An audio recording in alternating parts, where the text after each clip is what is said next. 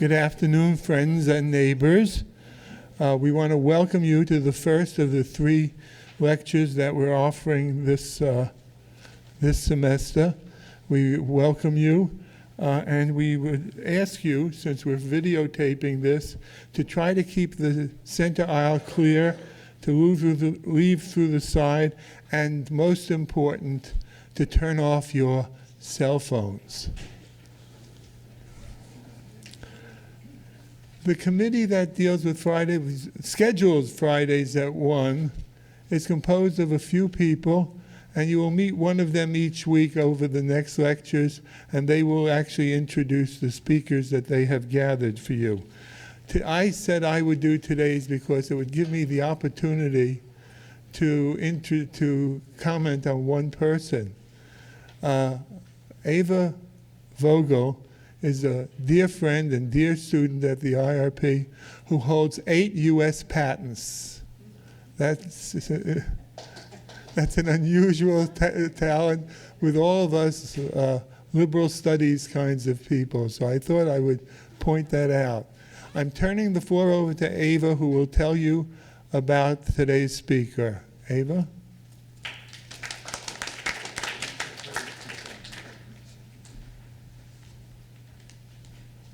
Hi, Michael warned me that he will embarrass me, but it's true. Just a comment, the 2 other people who are involved with the program is Jane Asmer and Clarice Feynman, and they will introduce speaker for next, that it's coming in October 24th. We will have speaker, Chief Curator of 9/11 Museum. I think you see it in programs that you picked up. And November 21, it will be Director of New York Civil Liberty Union. So please put it on your calendar. Now it is my pleasure to introduce Dr. Eisinger. For me, he is a true Renaissance man. The Renaissance man as they define it in Webster or on the web, a man whose expertise spans a number of different areas. The few areas I am aware of, it's physics, that he did for many, many years. From physics, he moved to history of science, to history of music. He's great in woodworking and drawing, you name it. I think you are good in everything. He was born in Vienna, and recently, Austrian government honored him with Austrian Cross of Honor for Science and Art, first class. He also is a recipient of 2 Guggenheim Fellowships that enable him to dwell deeper into the subject he will talk about. Just to show that he is involved in the sciences and in art, I just want to make a comment. Recently, he published a book about Einstein travels called Einstein on the Road. If you want to look at it, I have it. And another thing what he did, he contributed really heavily into the book about Brahms, so going from sciences to music, published by Styra Avens. Welcome, Dr. Eisinger.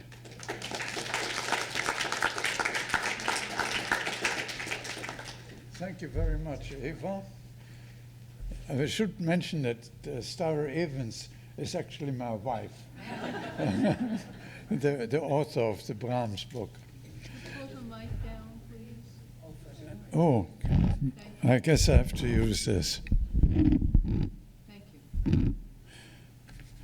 Well, thank you all for inviting me, particularly Eva. And she told me what a diverse audience you are, with many different backgrounds. And so I decided to give you a very diverse talk. It's going to be very far-ranging. I'll start off with cosmology and nuclear physics, and pass on to chemistry, biochemistry, and eventually medicine. But don't be afraid, there won't be any equations or chemical formulas. So you should be able to follow this just from the words.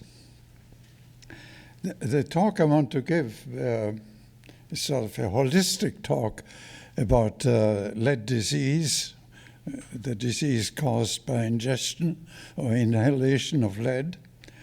And I'd like you to think of it as two parts. The first section will give you the history of lead, that is the element lead, and the second part will deal with the interactions that human beings have had with that metal.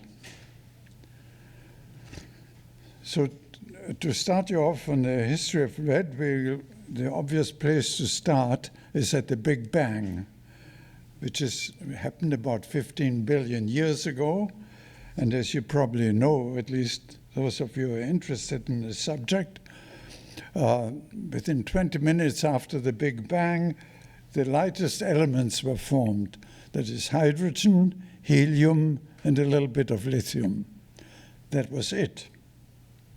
It took another 500 million years before the universe had cooled enough for the gravity to compete with the thermal energy. Everything was very hot, therefore moving very fast, but eventually gravity, things slowed down enough for gravity to coagulate matter, matter being just these three light nuclei, lithium, hydrogen, and helium, and eventually to make bigger and bigger lumps of this matter that we call stars.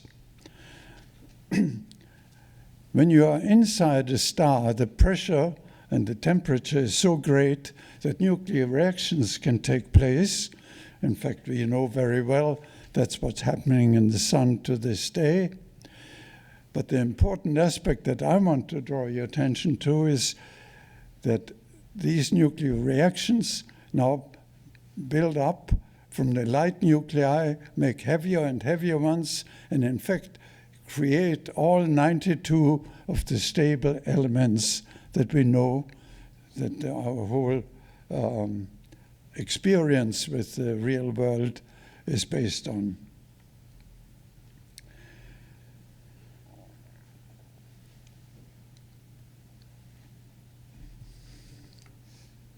So we'll now jump ahead another 5 billion years, and things have cooled off enough for the crust of, say, the Earth to be cool enough to pick up electrons. And once electrons are associated with these nuclei, then you can start to have chemistry. So that is the birth of chemistry about 10 billion years ago. Now, I'm not going to bother you with a lot of chemistry, but you're aware of the fact that some atoms have a great affinity for other atoms, like you know that water, H2O, the oxygen likes to have the company of two hydrogens, and that's all caused by the laws of quantum mechanics, which say we like to have two hydrogens near us. Well, there's a similar reaction, which is the only reaction you need to worry about today, which is a reaction between lead and sulfur. It turns out that those two elements love each other, and they form a strong bond. Those of you who are chemists will know it as a covalent bond. And this bond, you will see, causes a lot of trouble for us humans. Not just for us humans, but for animal life in general. And that is the interesting part of my talk, this interaction between evolution on the one hand, which created life on Earth, and chemistry.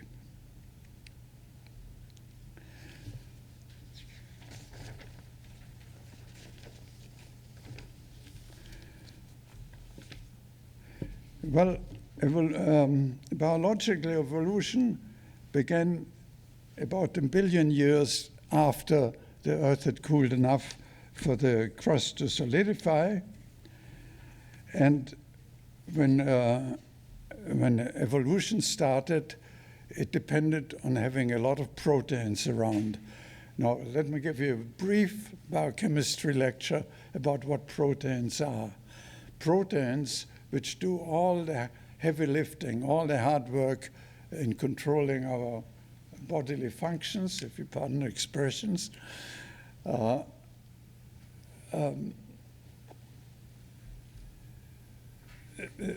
actually polymers that consist of strings of 20 different amino acids, as they're called. The amino acids are simply chemicals that join each other and form a long chain, which then folds itself up, and that's the functional part of a protein and all of our enzymes. It doesn't matter what these 20 different constituents of proteins are, except for one that I want to draw your attention to. One that is called cysteine, and it has a strange character of including a sulfur atom. It turns out that this is a very useful subunit of proteins. It allows the proteins to adopt all kinds of strange shapes, which are essential for functioning. But as far as we are concerned, there's just one of these 20 units that contains a sulfur atom.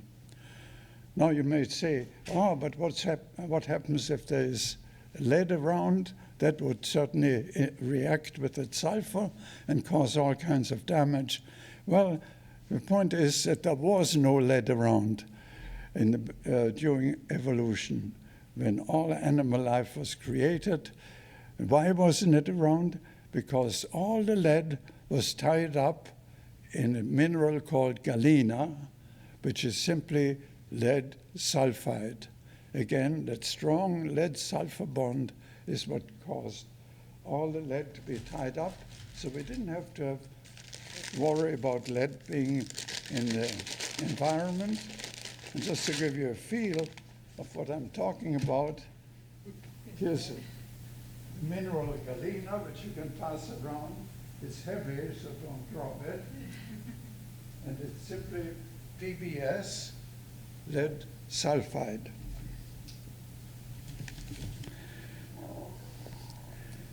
Now we come to the next big event in the story on Earth. The next big event was human beings emerged, as we learned in the New York Times recently. 40,000 years ago, the first artists emerged. There are now cave paintings not only in Spain, but also in Indonesia that have been dated to 40,000 years ago. So that's the first artists. 10,000 years ago, much more recently than that, human beings were ingenious enough to make a forced air furnace. That is, they invented the bellows.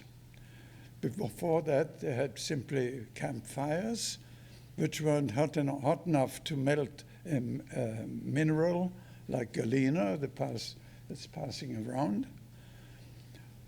But a forced air furnace, where you actually blow a lot of oxygen into the fire, got hot enough to melt galena and to make the metal lead. And the metal lead turns out to be very useful for all kinds of applications. And I'll show you a couple of slides a little later that'll illustrate some of them. But it was used for coins, for instance. The earliest coins were made of lead. It was used for pigments. When you oxidize lead, you get all kinds of colors, oxides with different colors. It's of course impervious to rusting, so it was used for roofing materials. And it generally became a very useful metal, the earliest metal. You may think that gold, for instance, predated this, and it is true, but gold occurred in nuggets, so it didn't have to be smelted like lead. So the earliest smelted metal was lead. Now there's a dark side to the story, in that the lead mines, where you mined galena, the mineral that's passing around, were mostly operated by prisoners of war, by slaves, by whoever was an unfortunate victim of war. They were all sent to lead mines. In fact, the Roman Empire Constant, the first Christian emperor, said, instead of the death penalty, we're going to send people to the lead mines.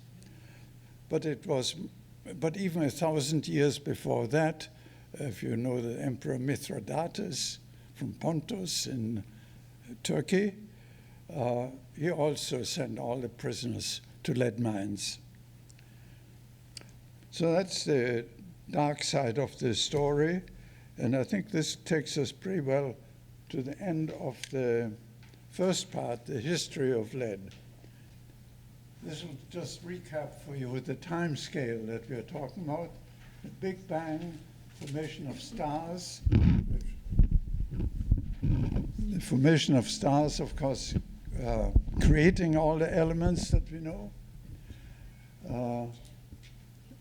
Then the cooling of the Earth's crust, and about 1 billion years after that, the beginning of biological evolution, the inclusion of cysteine, the sulfur-containing amino acid in proteins. The rest is much more recent. Only 65 million years ago, the dinosaurs were still around. And then about 200,000 years ago, Homo sapiens emerged. 8,000 years ago, approximately, the bellows was invented and lead was smelted. And then there was a great deal of mining 2,000 or 3,000 years ago, which you can incidentally follow. What scientists have been able to do is they've drilled ice cores in Greenland and analyzed the amount of lead, for instance, contained in the frozen water at different periods of the Earth's existence. And they find that the first lead that shows up in these ice cores correlates with the Greek and Roman period, when a great deal of lead was smelted and got into the atmosphere, and you can detect it to this day. And of course, after the Industrial Revolution, the amount of lead in these ice cores goes up enormously. The abundance of the different elements that were created on the inside of stars, you can see it's a jagged histogram. Every number on the left side on the ordinate, from 1 to 2, for instance, corresponds to a change in a factor of 10. It's a logarithmic scale. And you will note, for instance, that there's a lot of sulfur around. It's quite high up. I don't know if you can see it. It's about at this level. Lead, however, is quite far down, many orders of magnitude less common than sulfur, yet every lead seems to have found a sulfur while the crust was melted. This is a reconstruction of a settlement from about 8,000 years ago called Catalhuyuk in Anatolia, in modern Turkey. And the reason I bring it up is because it was in this settlement that the first smelted lead was discovered. So it was somewhere in this neighborhood that people made the first lead. And incidentally, the lead objects they found were jewelry. They were beads. The most precious thing you could have in those days was a necklace of lead beads. This is a picture of an ancient Greek picture of mining operations, lead mining. You can see the miners chopping into the rock, and here's a water bottle being loaded from up above. Hard work. And this is one of the uses that lead was put to. This is a Roman aqueduct that, as you know, brought water over hundreds, if not 1,000 miles to all the major cities, not only to Rome. This one is in France, for instance. And these aqueducts were lined with lead. The water was conducted in these lead pipes. In fact, of course, the Latin word for plumbing the word comes from the Latin word plumum. So we are reminded that plumbing was entirely based on lead until not very long ago, probably a couple of 100 years ago. I think this is a good time, if I know how to do this, to bring you a little musical interlude. And that'll remind you of the 92 stable elements that were formed on the inside. Well, I'm sorry. What I was going to play for you, and I think this audience is old enough to remember Tom Lehrer. Yes. Tom Lehrer has a wonderful recitation of the 92 elements using the melody of Major General, right, from Gilbert and Sullivan's Major General. So just recollect it in your mind, since we can't seem to be able to play it. Maybe at the end of the lecture we'll figure it out. So let me now turn to the second part of this talk, which has to do with the human interaction of lead. I remind you again that it's all based on the strong bond between lead and sulfur. And now that we know that our enzymes, most of our enzymes, contain a sulfur atom, you can see it would be quite dangerous to have lead in your bloodstream, because once the lead binds to an enzyme, it'll change its conformation, it'll inactivate it. I won't show you the slides bearing on this because they'll go too far afield, so I'll just skip those. And I'm back to the time scale. If there is an interest in the biochemistry, I can talk about it at the end of the talk, because you might be interested that it's because of the biochemistry involved in lead disease that I got interested in the subject, and eventually in the subject of the history of the disease.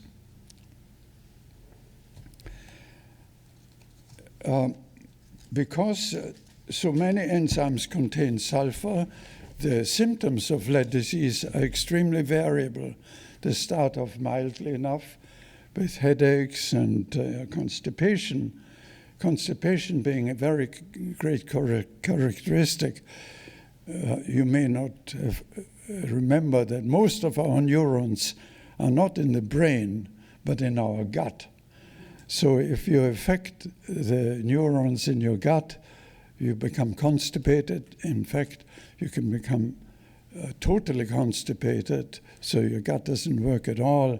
And you can imagine what an extremely painful disease lead disease is.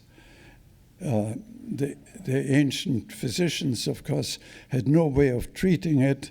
They had all kinds of fanciful ways of doing it that were all ineffective. And worse than that, most of them did more damage than good, like giving the patient mercury to eat or even lead to eat. In fact, it was the only modern medicine that has any effective way of dealing with lead poisoning by chelation therapy.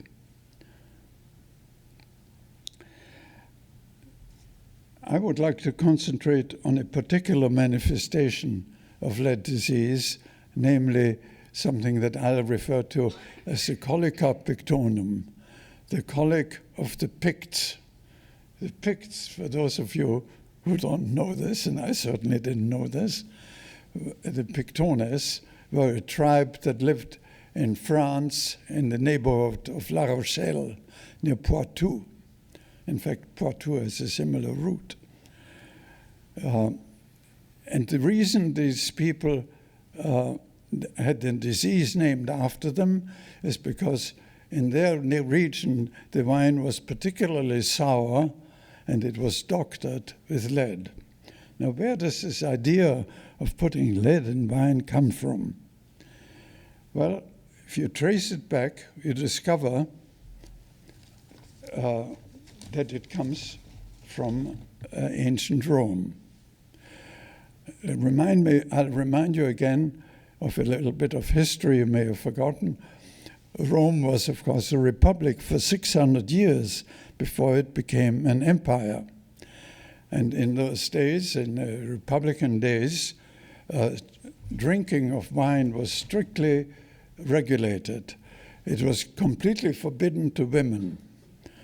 Men were allowed to drink it only after 30, I believe, or 35.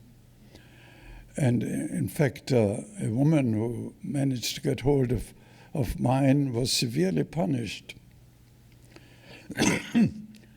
Things changed considerably after Augustus. In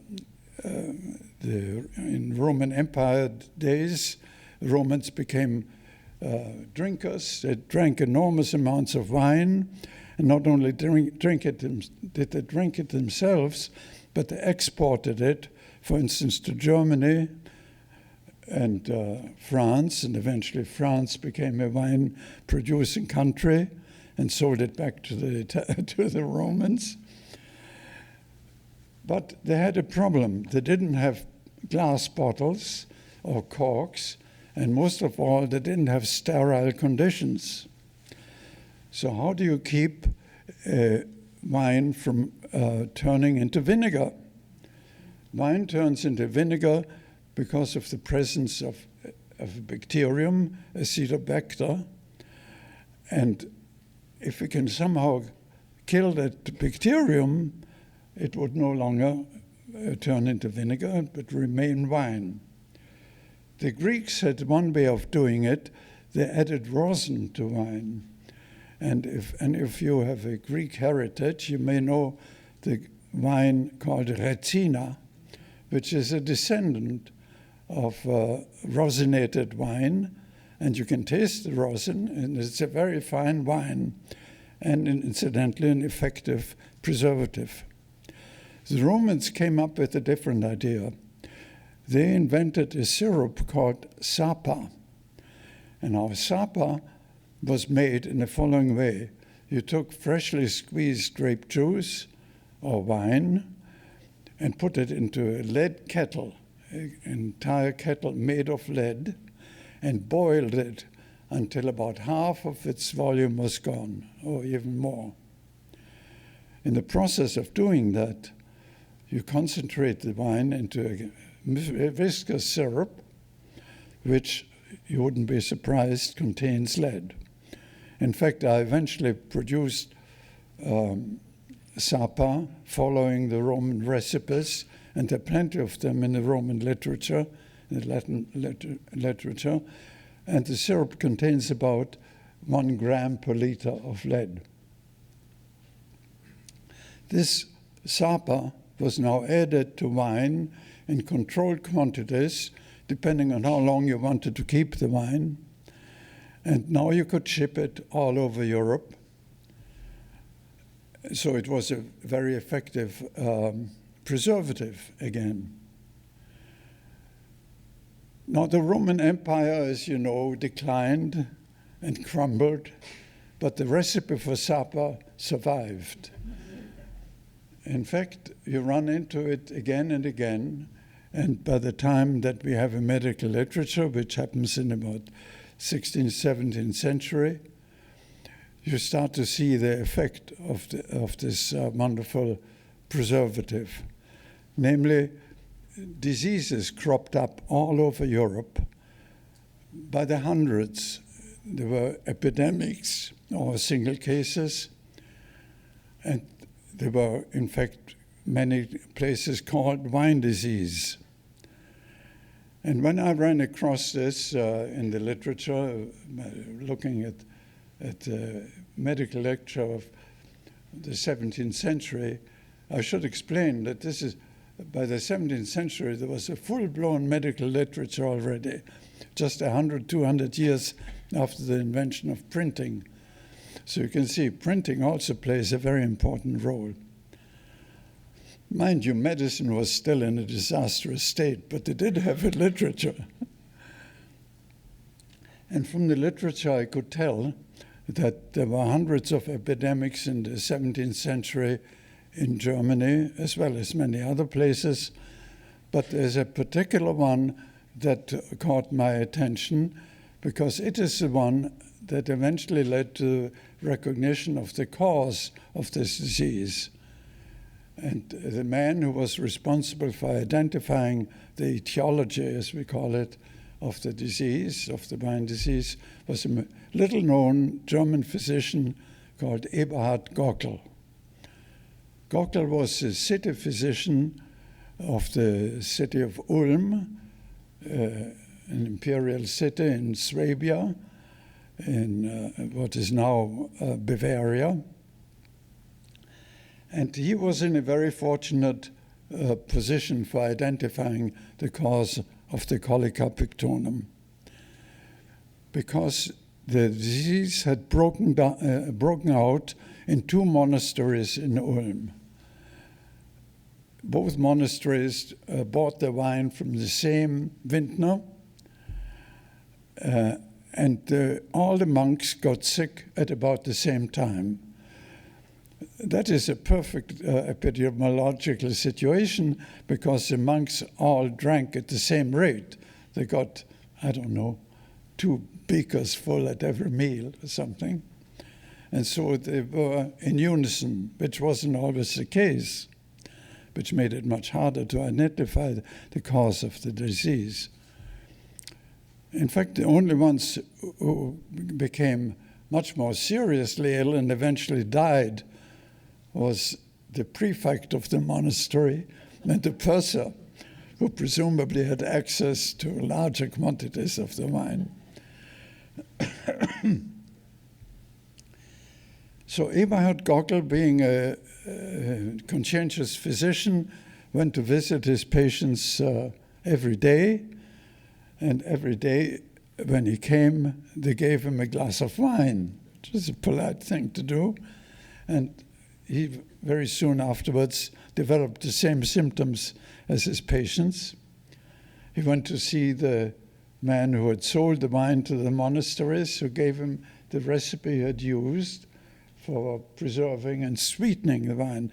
I should explain that lead also has a sweet taste, so it actually not only preserves wine, but it improves wine.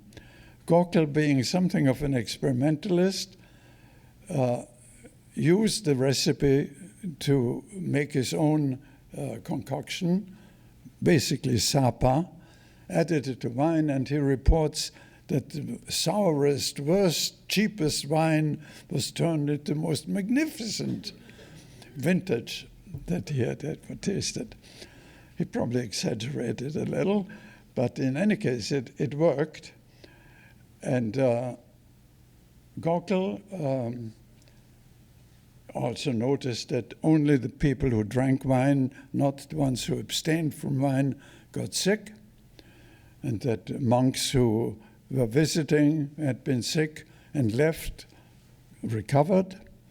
So in other words, he put 2 and 2 together and claimed to have found the cause of the colica pictonum, and he was of course right. He wrote 2 books, which is interesting in itself, because the medical literature of that period was always written in Latin. In fact, for another 100 years after that, it was always written in Latin. But he wrote 2 versions of it, one for the physicians in Latin and one for the general public in German. Now, his findings were not universally accepted. This too has a sort of modern touch to it, because while his city, the city of Ulm, was a chief wine trading center, where all the wines that were grown in the Moselle and in the Rhine Valley and in the Neckar Valley were traded and eventually shipped down the Danube to Austria and other places. The physicians who worked for towns that were wine-producing centers all around Swabia in the neighborhood of Ulm, they said, this is all nonsense. Gockel doesn't know what he's talking about, and they disputed this. So there was a controversy. Was it really the lead in the wine, the litharge, which is actually lead oxide, that had caused the disease? Well,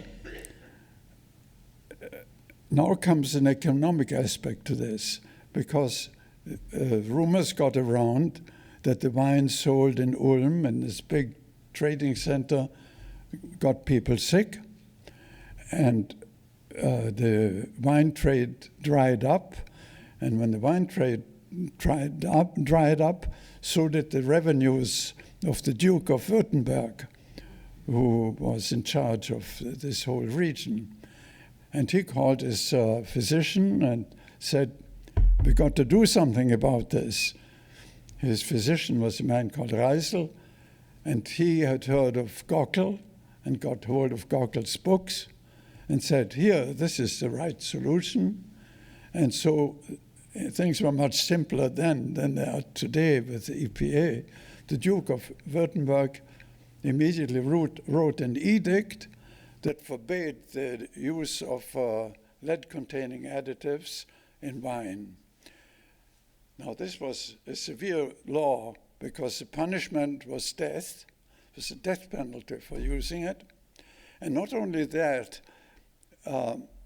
if you didn't report seeing the lead being used as an additive, you yourself were as liable as a perpetrator, and also were, the death penalty was prescribed for whistleblowers as well as for perpetrators. Now, I'm going to show you the edict in a minute, but let me just add that this was not really the end of the story, because Gockel was not affiliated with a major university, a little like the New School, but and he was little known outside Germany and even outside Swabia. And so we find that even 100 years or 70 years later, if you look at him at the medical literature, you'll see just as many cases of the colica pictonum being reported, obviously caused by leaded wines as before. So it took a long time for this knowledge to seep into society. In that respect, we are probably much better off today. So let me show you some of these things. This is Eberhard Gockel himself. Now, let me say that while his epidemiological study is in some respects a model that could be used in modern medical schools nowadays, in the way he reached at his conclusion, he had one foot still in the Middle Ages.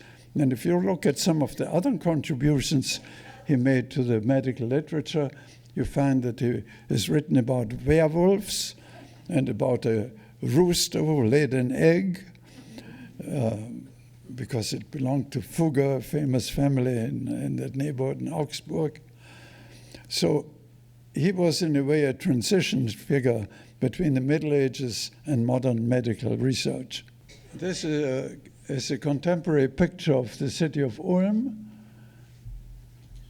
And in fact, if you look at that part I emphasized there, you'll see the two monasteries that I was talking about. And here's a blow-up of the monasteries. You can see I had fun doing this, and I am very grateful to the Guggenheim Foundation that allowed me to do that. I went all over these little towns, and you could just ask the archivist, bring me everything connected with 1683. And it'd bring you a pile of papers, and you'd see all the politics and that went on at the time in connection with leaded wines. This is the edict of the Duke of Württemberg. I find it, well, it's in Old German, and interesting enough, the whole edict consists of only 3 sentences. But it goes into great detail of that you're not allowed to sell litharge, that is lead oxide, to vintners, and the vintners are not allowed to use it. And if you see someone use it, you are as liable for not reporting it as a perpetrator.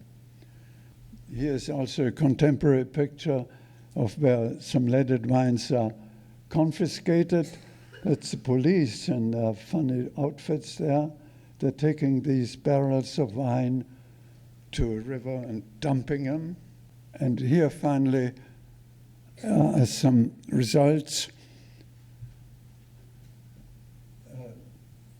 where by following the contemporary recipes, you can make wines a la Gockel and a la Rome, the Roman wines, and that's the lead content that I measured, 10 to 100 milligrams. These are all levels at which you get sick at different times, of course. The lower the lead content, the longer will it take before your symptoms show up. And these are some of the historical wines that were reported, Württemberg wines, fatal colic. I should mention that very often these lead disease cases ended in death. Once you're paralyzed, once the nervous system is involved, it not only affects your gut, but you also have visions and insanity and eventually death. So on this somber note, I think I will end and ask you for any questions that I may not have covered in the subject. Thank you. Oh, I forgot to pass around. This is a model of a lead kettle, but I should explain to you that the Romans used lead kettles that were about 2 meters, or about 6 feet across. Enormous quantities were produced. But essentially it's the same as this. Could you tell us about lead and gasoline and what was how we came to eliminate it and where we still have lead in the environment? Well, the lead and gasoline is a terrible story. It's a terrible story. Hmm? Oh, okay, that's better. Thank you. Yeah, the lead in gasoline was even worse than the lead I've been talking about because it was tetraethyl lead, or TEL as it was called. It's really a serious nervous poison. It was totally unnecessary to introduce it, but at the time it was introduced, it was intended to prevent knocking of gasoline engines. You could have achieved exactly the same effect by just using alcohol, but you couldn't patent alcohol, but you could patent tetraethyl lead. And so the Esso company and another company had patented it and added it to all the gasoline that was sold, actually all over the world. It did tremendous damage because the lead eventually came out of the exhaust of car engines. And in the 1980s, for instance, 1% of city dust that you picked up was in fact lead. Nevertheless, the gasoline companies fought tooth and nail against outlawing it. And it was actually thanks to a device that my collaborators and I invented for quickly assaying for the lead content in one's person, in different persons, that helped eventually to convince Congress to outlaw leaded gasoline. That didn't happen till 1995. So we haven't learned a great deal since Cocktail.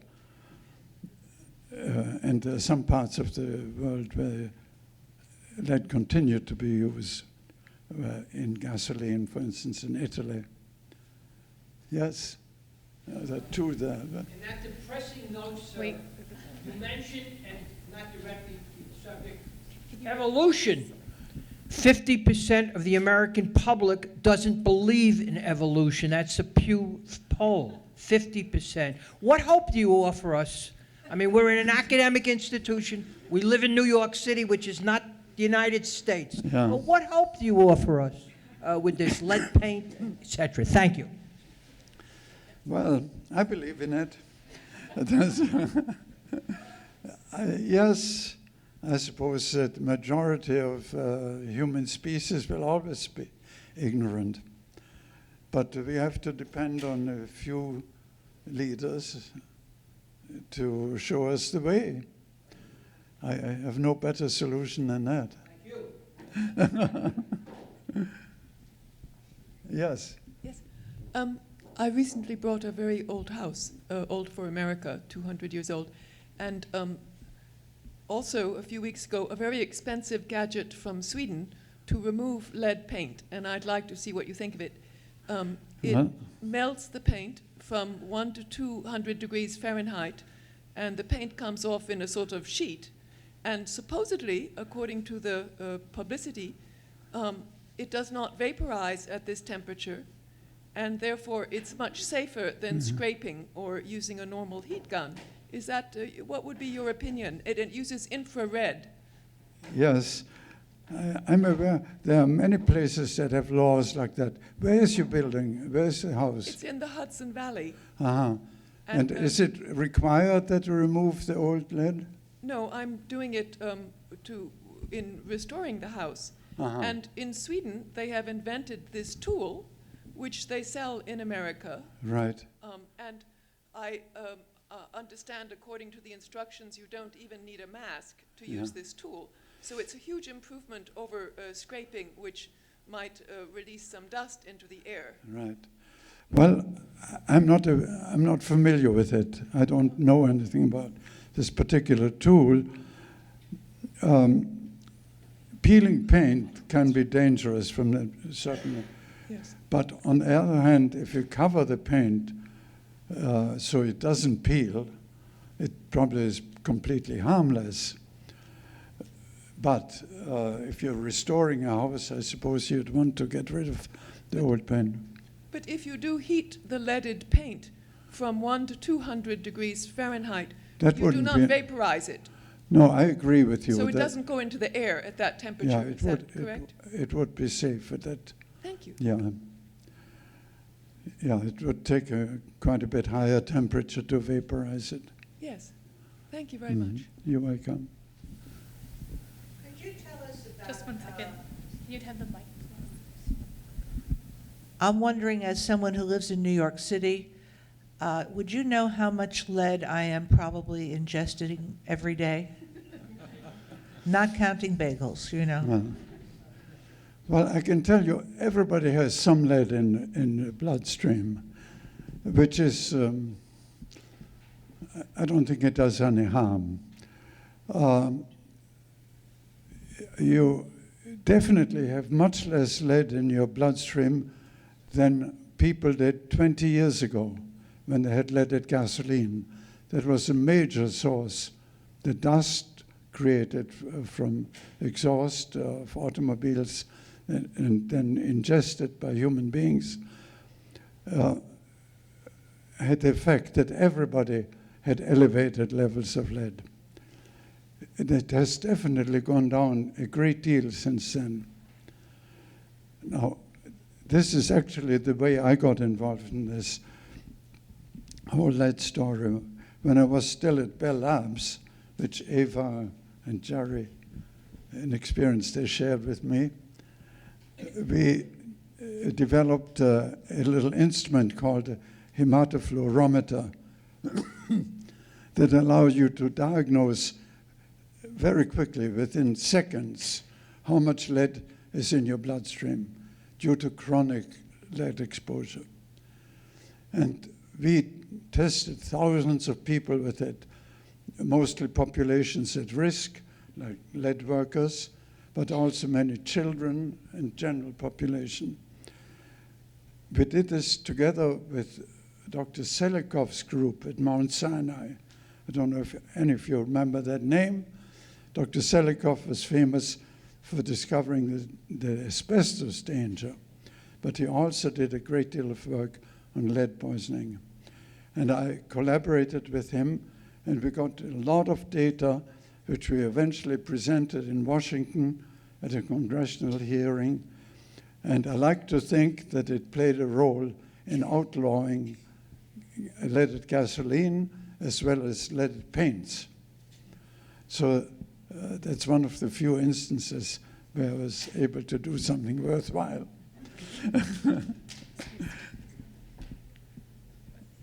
Yes. I was interested in going back to Germany and hearing about Beethoven's hair. Oh. Can you repeat that? I'm interested Well- in returning to 1700s Germany and hearing about Beethoven and his hair. Well, and Eva insisted on putting that in. Yes, well, don't believe it. No, this is all, you pick a famous name like Beethoven, and then you write a story, not only that he was lead poisoned, but that he died of lead poisoning, and he was poisoned by his physician. That is a story that was promulgated, it was picked up by every newspaper. To this day, if you Google Beethoven, lead disease or lead poisoning, you'll get hundreds of entries. It's all nonsense. It's all based on completely meaningless experiments that I took the trouble to show were meaningless. And I wrote a couple of papers to try and squelch this idea. But of course, nobody paid any attention to it. But if you're interested, I'll send you the references. And I should have brought the reprints. I'm sorry I didn't. Incidentally, if any of you are interested in this much earlier story about Eberhard Gockel, that you can easily get on the web. If all you have to do is Google Gockel Eisinger, and you will get a paper that I wrote 50 years ago. This is all very old work. Do they put lead in shampoo? Not that I know of. They do put lead into hair coloring. That is a pigment that is used. I mean, if you'd like to have dark brown hair, I asked the question because I understand this. I don't know this from personal experience, but a chiropractor will take a sample, cut a sample of hair. A chiropractor will take a sample of hair, send it off, and come back with a report that you have lead poisoning. yeah. And the lead would come from products used, I guess, now for hair color. Don't believe it. So what can This we is, do? there are so many scams surrounding things like the ones you just mentioned that are without any foundation. It is impossible to tell if you're lead poisoning from taking a hair sample. There's a vast literature showing that it is not possible to do it. I don't want to go into the details. I had a quick question. And, you know, the problem is that we've become so good at analyzing things that our tests are more and more sensitive. You can pick up lead in anything. Not only lead, but every element under the sun, if you look hard enough with a very sensitive assay. That doesn't mean that it is harmful. And that is also at the basis of this Beethoven story. It supposedly comes from Beethoven's hair. Is lead still used in jet fuel? In what? Jet fuel. Not that I know of, but I'm not an expert in that. It's an aviation fuel. It is? Propeller-driven airplanes is used. They still use it. And they're just trying to find an alternative. They haven't substituted ethanol for it. We have ethanol in every gasoline that you buy. There's a big problem. You know, it's that story of tetraethyl made my hair stand up, if you pardon the expression. Because I tell you, one sideline of this, when the government finally outlawed leaded gasolines, they were sued by Exxon and another company, a chemical company, for depriving them of income because they owned the patents. The lead level in our blood was higher 20 years ago. Has it dissipated for those of us who were at that level then? At what level? You say 20 years ago, the level of lead in blood. Oh, yes. Oh, it's come down, yes. You do get rid of it eventually. But me, 20 years ago, I had a certain level. Do I have a lower level now? Yes, definitely. If you haven't been exposed to it, you haven't been exposed to lead, and since then, you know, lead, it's a funny poison. There's an acute lead poisoning, and there's chronic lead poisoning. The chronic lead poisoning is due to lead in the bloodstream simulating calcium and eventually building itself into your bone. And then once it's in your bone, in your skeleton, it's very, very hard to get rid of it. It takes a long time for it to come down. On the other hand, it doesn't do much. It's inert, if you like. So why do you think you had elevated levels 20 years ago? My question basically was, does it dissipate over time? Yes, it does, yeah. You do excrete it. Mm-hmm. Two questions. First, what does lead in paint, what advantage does it have for paint? And the second is that I understand that the chemical industry, when they were putting lead in gasoline, they knew how lethal it was, and they did it anyway. Is that also true for the people who put lead in paint?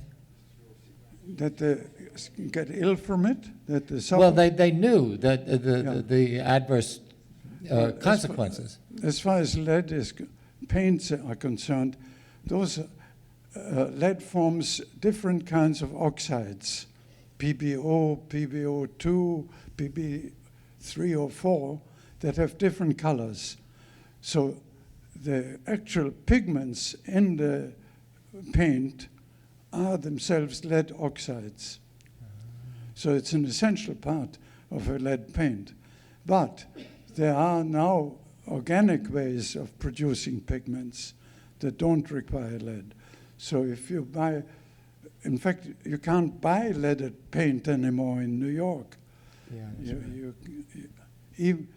I think you might be able to buy exterior paint with lead, because red lead, for instance, is a very good anti-rust preservative, and that is still used for exterior applications, but interior paints don't use any lead. Thank you. Yeah. It always concerned me that they were saying that children were eating lead paint. I could never understand what a child would find in it, but you say it has a sweetness to it. Oh, yes, Was that's that exactly. the hook? I had a colleague, an English man, who went to a boarding school in England, and he told me that when he first came to school, all the kids showed him where there was good peeling paint, and they would eat it like candy, because it has a sweet taste, as you know. And there were several outbreaks like that in Australia and elsewhere. So it's a fact. Yes? You mentioned about lead being a preservative for the wine. Is that because it killed bacteria? Sorry. Exactly, yes. It's as lethal for the bacterium as it is for us. Did it have other uses in medicine in those days? Or? Yes, I should say that lead was also very useful as an antiseptic. So it was used to treat wounds, for instance, to prevent infection, because it is a bactericide. And you might get a little bit of lead poisoning, but it's better to get rid of the bacteria. Are there any other products that we should be aware of now to avoid? Well, you know, you don't have as much lead around now as you used to have. In fact, the only place where there is still a lot of lead is in car batteries, you know, lead acid batteries.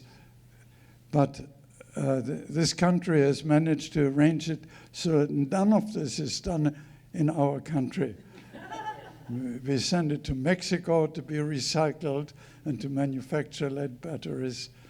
But it was cheaper to send it abroad than to take care of the workmen here. Yeah. Who's next? Back in the 60s. Just one moment. There you go. Way back in the 60s, we used to see lead encephalitis from the kids that would eat the paint chips. Yes. From the lead paint. I'm wondering, is that still a problem? Well, encephalitis, that's a pretty that's going a long way. And usually it's associated with learning disabilities. But I've never heard of encephalitis being blamed on it. Huh? Relative to mercury, how is, it's the toxicity? Well, mercury is a completely separate poison. It has different symptoms, and it leads to things like paranoia. Incidentally, I don't know what, it has nothing to do with my talk, but it was an interesting experience. After I published something about the history of lead, I got a letter from Crick, Francis Crick, the co-inventor of DNA structure, who had also become interested in history of medicine. And he told me that Newton, who was well known to be paranoid, probably got his paranoia from inhaling mercury, which is a symptom of it. Because Newton was not only a scientist, he was also an alchemist. And he boiled mercury for a year in his bedroom to try and turn it into a different element, probably gold. And so there was certainly a lot of mercury vapor around that he inhaled. And he was a funny character. So that was my interaction with Francis Crick. Yes. Is there still lead piping within the water system, and is it any significant danger? Well, I live in a little house in the village here, which was built in 1820. And to this day, the water that comes into the house goes through a lead pipe. Most of it has been replaced. I mean, the mains and so on, of course, all plastic now. without any metal or solder. But there is a stretch that goes into our building that is a lead pipe. But I wouldn't worry about it, because after all these years, the lead is coated with oxides which are inert to water, and I've tested the water, and it has negligible amounts of lead. So I wouldn't worry about it. Mm-hmm. Could you tell us a little bit more about the disease that the monks got? I mean, they drank the wine, it got into their stomach. Just generally speaking, what's the progression that they then experience once they ingest that lead? Well, the early symptoms are just sleeplessness, headaches, and the first really characteristic symptom is the constipation, which is characterized by contemporary physicians as exceedingly painful. In fact, the only way in which they managed it at all is by the use of morphine. And they claimed morphine was the gift of the gods for humanity, because it's the only thing that could do anything for the pain of constipation. But there were other symptoms, what was known as wrist drop. You lost control of your lead-poisoned people tend to have their wrist drop, and they walk in a funny kind of way because they can no longer control their extremities. And that was one of the symptoms that was used. Now, whether the monks showed that already, I don't know. They were lucky to have Gockel as a physician, and Gockel was lucky enough to get lead poisoned himself.